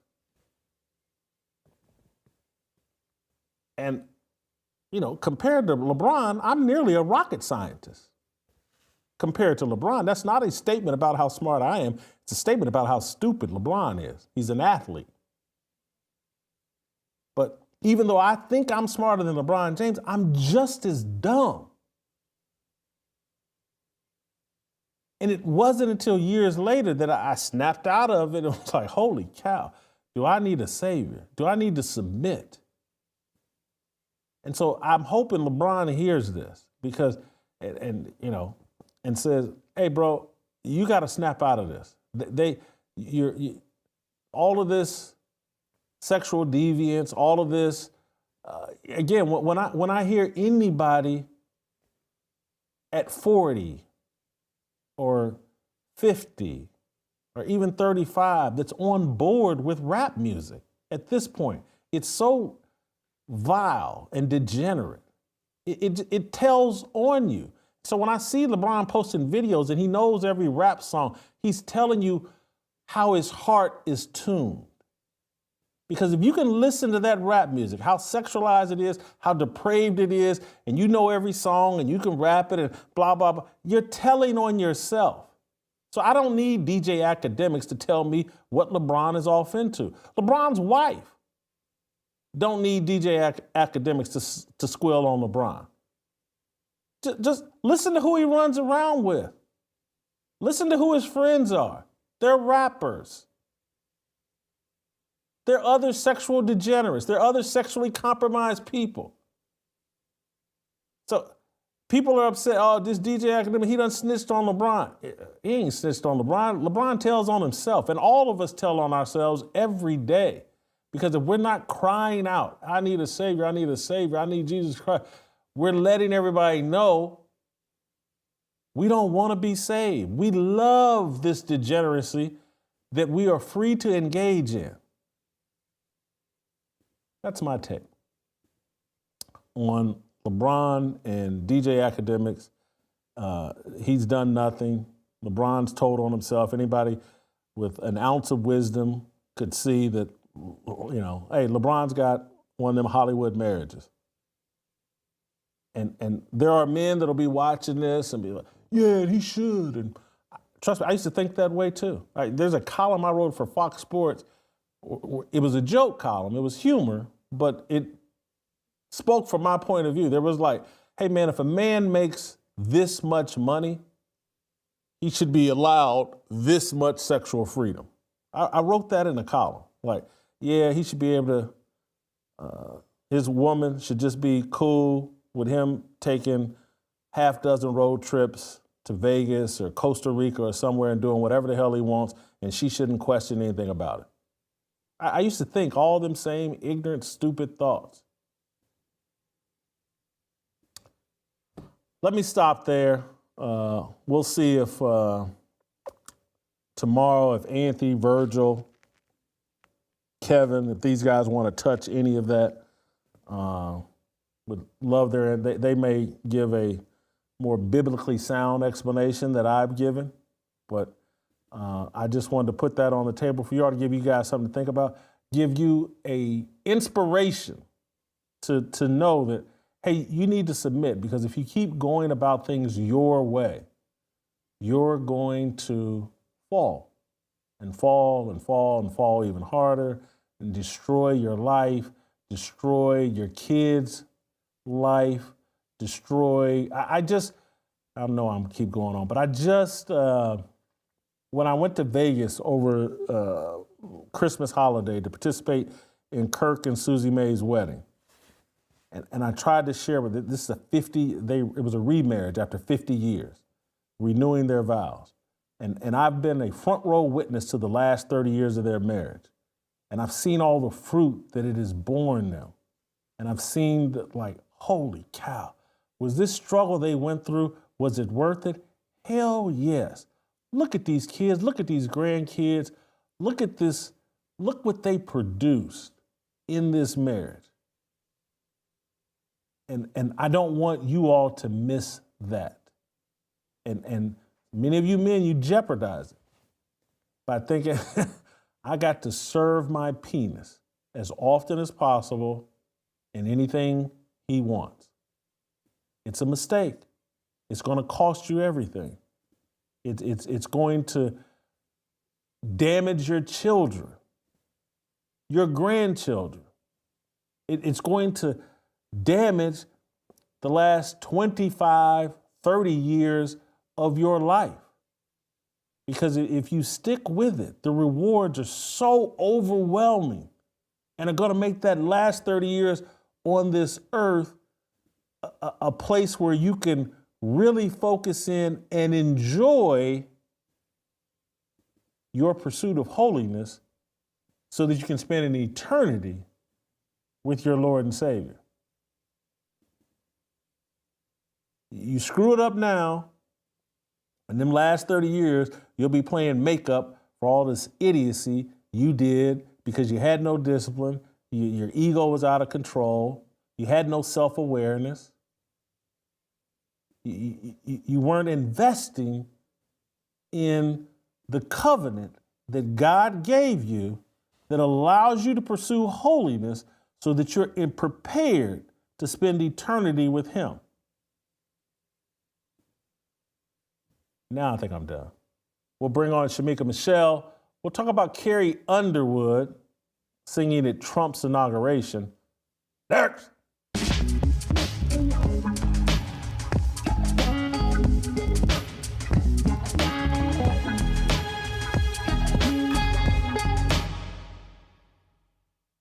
Welcome to Extra Fearless with Jason Whitlock. I am Jason Whitlock, your host. Oh my God, Lyndon Johnson, his thoughts are so disgusting. I can't believe you would engage with him. The celebration for being a slut have never been greater. Why do you choose Taylor Swift and why do you pick up a role as, let me help my woman undress on stage in front of an audience? When I look at people like Sexy Red or Cardi B that we prop up, now I see that the white community as well is just as fried. It does look to me like he made some eye contact with her and then just decided, nah, let me move on. The BET Awards seems like a psyop at this point. It's just Democratic brainwashing. Get in there and fight for all the things. Steve, that's it for you. I'm done.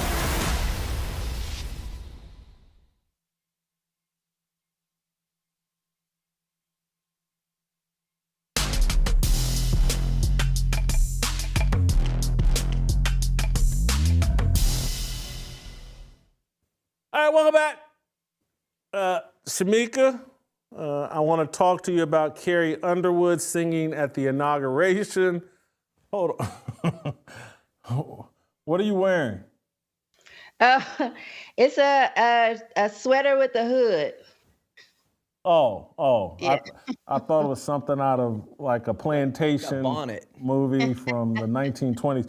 Well, I'm going to ask you about Carrie Underwood, but I first want to asked you. Butter asked me what a pillow biter was. I thought it was common language and parlance. If parlance is the right word? But anyway, I thought it was common language. Do you know what a pillow biter is? Is that confusing to you as well? Absolutely, I know what a pillow biter is, but you have to be with someone that causes you to bite the pillow.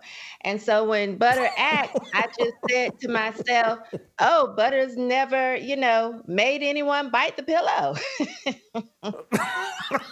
It's bad, Butter.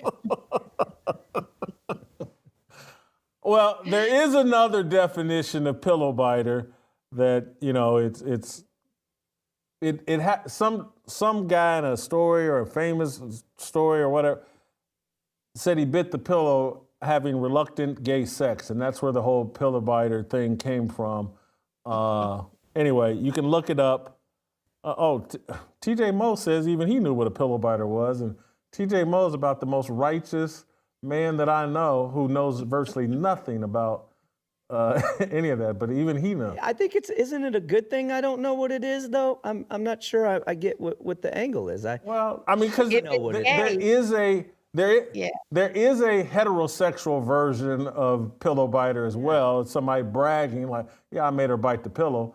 But there's also, the way I was using it was more. Exactly. Yeah, sure. Let me stop there and ask you guys about Carrie Underwood. She put out a comment on Instagram justifying her decision to sing at the inauguration. She's taken some blowback. Did I gave you all guys a video? Yeah, let's play. Here's a black woman, SOT number 5, who's irate that Carrie Underwood has been selected to play at the inauguration, and it's a sign that, you know, she's not to be trusted and she's a terrible human being. Let's play SOT 5. Y'all better stop giving that damn girl y'all energy. I'm talking about Carrie Underwood. I know damn well y'all are not shocked that she's performing at Trump's inauguration. There's nothing wrong with her performing at Trump's inauguration. That's her right to do so. I respect that. But the fact that some of y'all are shocked about that shit, that is what I'm shocked about. This chick told y'all who the hell she was starting in 2014. Did we forget about what took place in November of 2014 at the Country Music Awards? Swift left country and went to pop. At the awards, what did Underwood say? Swift's exit from country is postpartum Taylor Swift disorder. But they didn't stop there. That Brad guy, the country singer, President Obama does not care about postpartum Taylor Swift disorder. Underwood, I'm pretty sure that's why the Democrats lost the Senate. Oh, the crowd had a blast, so Brad kept going. Here's what Brad had to say about the show Blackish. Blackish would not be airing because of the CMAs. If you were expecting to see the show Blackish, this ain't it. In the meantime, I hope you're enjoying Whitish. Don't forget when she liked a tweet rejecting school mask mandates. It appears that her and her damn husband had a problem with those mandates. It was her response in reference to her performing for Trump is what I had a problem with. I will not unite with a felon. I will not unite with a divider.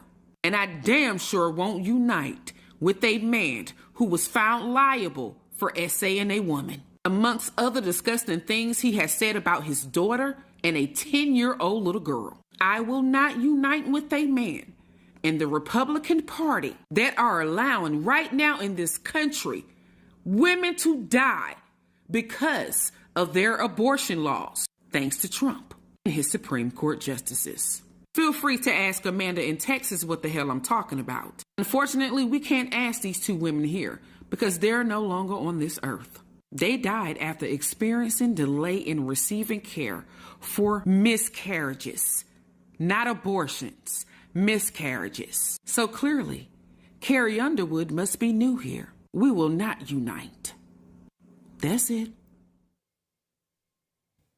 Shemeka, the floor is yours. Should black people be outraged? Carrie Underwood is singing at the inauguration. Jason, I saw this video and I just threw up my hands and said, thank you, Jesus. Hallelujah. Praise God, from whom all blessings flow. Because this is another reminder that Kamala will not be taking office. And I am so grateful. There is no way I could have listened to loudmouth black women for the next 4 years with this type of foolishness. I am so happy as well, Jason, that Carrie Underwood is not backed by a bunch of idiots like Chrisette Michele was, whose career was actually destroyed when she sang for the inauguration back in 2017. I'm grateful that Carrie doesn't have to worry about this. Her career will go on and she'll continue to be Carrie Underwood, and she doesn't have to worry about the backlash that Chrisette Michele had to deal with. We traded in Chrisette Michele for Sexy Red. Chrisette Michele for Cardi B. Chrisette Michele, who is actually talented and carried herself with dignity for Glorilla. It just shows you that not only is the black race kind of cooked, black women are so silly and irrational that it's just kind of hard to deal with them and listen to them at all. The only ones of us that are worth it are those of us who know we've been conditioned to be stupid and we fight very hard against it. That's kind of a reminder of what I just said about LeBron James and men. But Butter, seriously, from a country music perspective, is there any risk here for Carrie Underwood? Yeah. There's, I think country music in general has a pretty, from the record labels to, and especially the radio side of it, it's very corporate. And you look at like iHeart and these companies that are, you know, probably left-leaning. And I think that's what keeps a lot of people quiet in the industry. There's probably a lot more support for Donald Trump than you would normally see. So yeah, there is. But I when you look at somebody like Carrie, she's past the point of canceling. So she's in a little bit different lane, and I got to give her a lot of credit because I think she's speaking and acting in a way that a lot of people in country music are afraid to, and I give her credit for stepping out. You know, Jason Aldean's wife, Brittany, said on a podcast a few months back that her and Jason felt an obligation to speak their truth because they were in a position to, because they couldn't be canceled. And I do think Carrie's in a position now that if all of her radio success went away and if there was this huge backlash against her at radio, she's going to be okay. She can continue to tour. I think it's a great statement. I think that she speaks for a lot of people in the industry that are afraid to speak out. Give me an example, and one comes to my mind, but I could be wrong because I'm not an expert in this lane. But give me an example of a male country star who would face really significant backlash if he took an opportunity like this. But not only would he experience backlash, but people would be like, holy cow, this guy is really taking a huge risk here. I'm thinking of someone like if a Kenny Chesney did this, I think that would be really high risk for him and his brand and his audience. And do you think that because of his audience or because of his need to have corporate support? I think of it because it's no different than LeBron James or anybody in the music industry. You're controlled by whatever dirt they think they have on you or whatever dirt they do have on you. And so Carrie Underwood, I think, is stepping out here because he's like, they ain't got nothing other than, left-wing people being upset with me. They got nothing they can expose about me that would undermine my career. Yeah. Whereas others may, because of our lack of sexual discipline, may have dirt on us that could be exposed, and next thing you know, we're not quite the star we used to be. I think in the country music industry, it all kind of, especially at that level, all leans back to country radio. Every one of these artists are trying to protect themselves against, because so much of their career is dependent still on country radio. That's what really, really catapults you to the highest level of country music. A Kenny Chesney, to me, would be more fearful of his brand taking a hit because he's beyond needing country radio to tour anymore. Carrie Underwood could spend the rest of her life touring. If she lost some fans because of this, she's going to be okay. Her tours are still going to be sold out. And I actually think what you're starting to see is somebody like Carrie Underwood saying, you know what, I can't live in the middle anymore, and actually me defining this and being a conservative artist is actually going to help push my career. She's in a unique spot. Yeah. Even the things... go ahead. I'm sorry. Go ahead. I was going to say, even the things the woman brought up in the video, like, let's remember 2014, they weren't even salacious accusations. They were really nothing burgers. I don't see where she had anything on Carrie Underwood to try and paint her as someone, who is racist or who's against women. The accusations were really weak. So I just feel like Carrie will be fine because the woman in the video is not her type of audience anyway.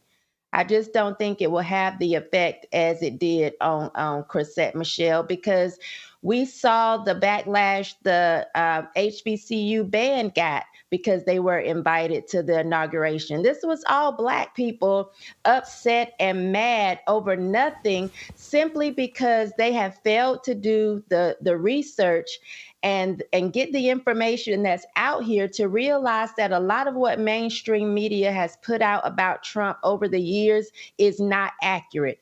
So these are more of the same people that are just running their mouths, but they don't have the power to really do anything, nor will they. They'll be on to something else a week after the inauguration is over.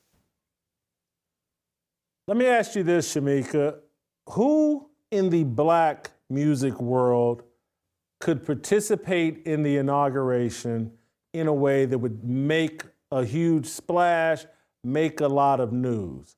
I mean, it's almost like we don't have a Michael Jackson or a Prince anymore. I guess it's Beyonce, and maybe if she performed, that would be the biggest splash and news, but clearly she can't do that. She, took a check from Kamala. But is there anybody, could Usher do it? And but again, he runs the risk of do they got dirt on Usher? Was he at Diddy parties?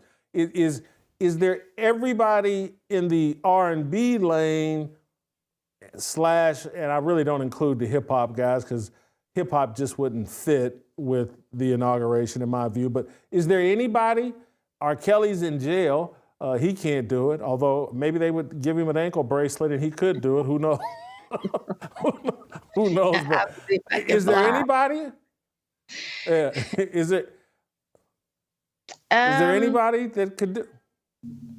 I don't think so. Even when I think about Usher, he has a lot of female fans, a lot of black female fans. So I think he would take a really big hit.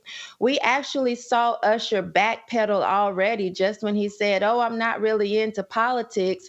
And then he had to, speak out on Kamala's behalf at one of her events.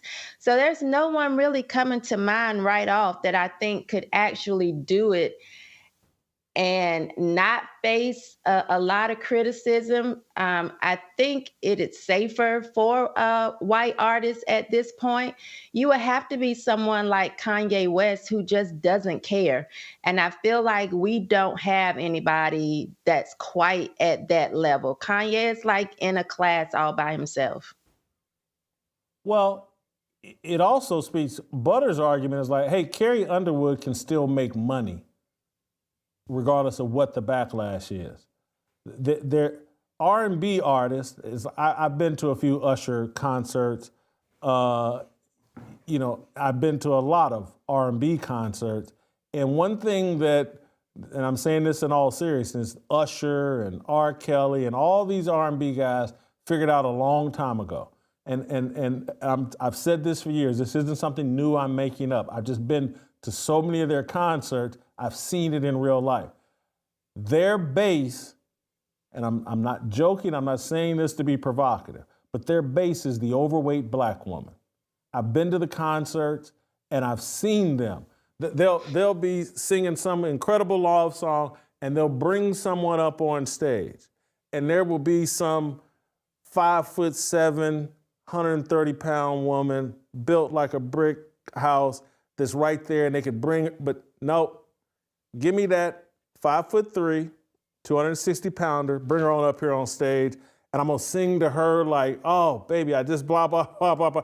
And they're just pandering because they know that I gotta send this message out to the overweight, keep buying these records, baby, keep supporting me.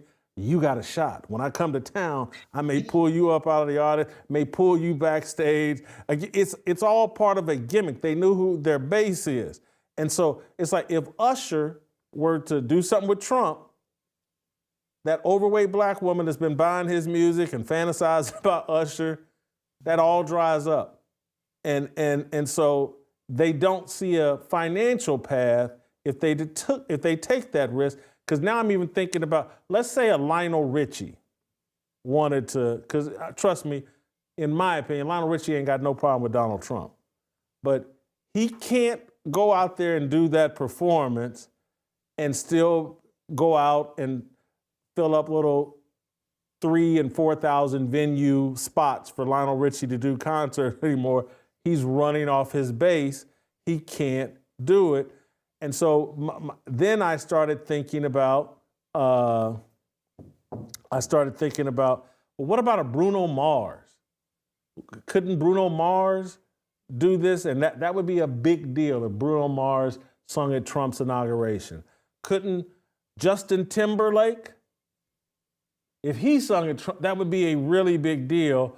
But Justin Timberlake's crowd is probably pretty left-wing, although I love his music. I've been to a lot of his concerts. But Bruno, Justin Timberlake, what do you think of them?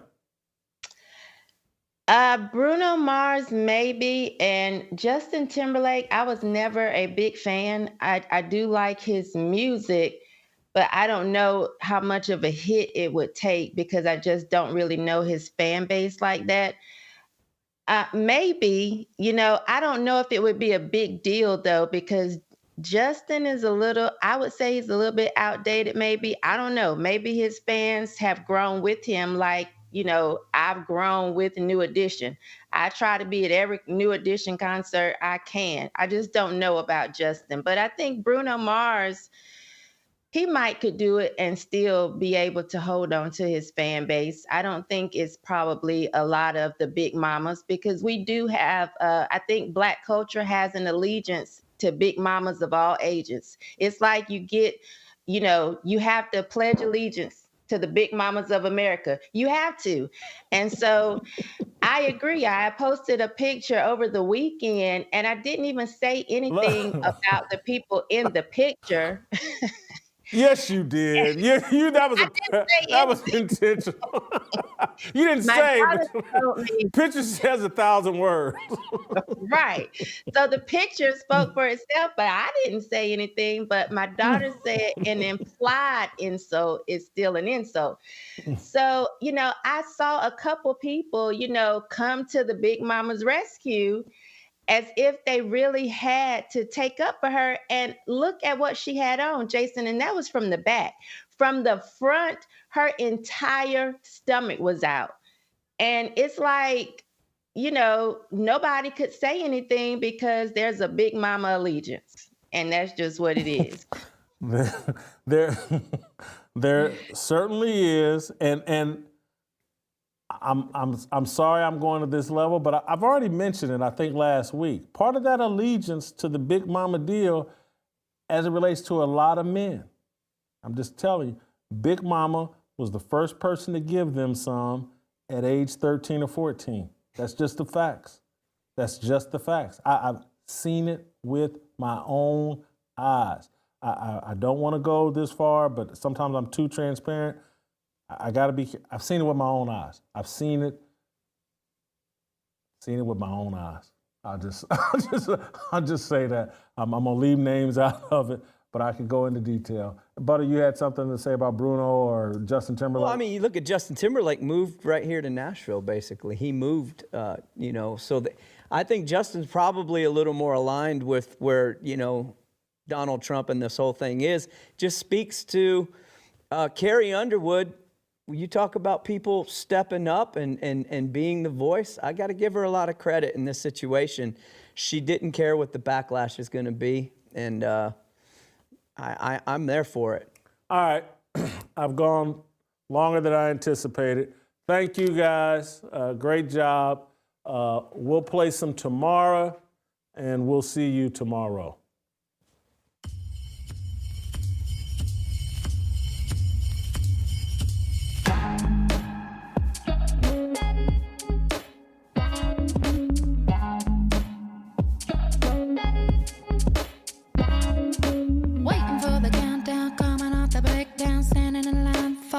Freedom, looking for a breakout, feeling like a standoff, nothing in life like freedom. Came in like a fighter, striking like a ladder, making all these moves for freedom.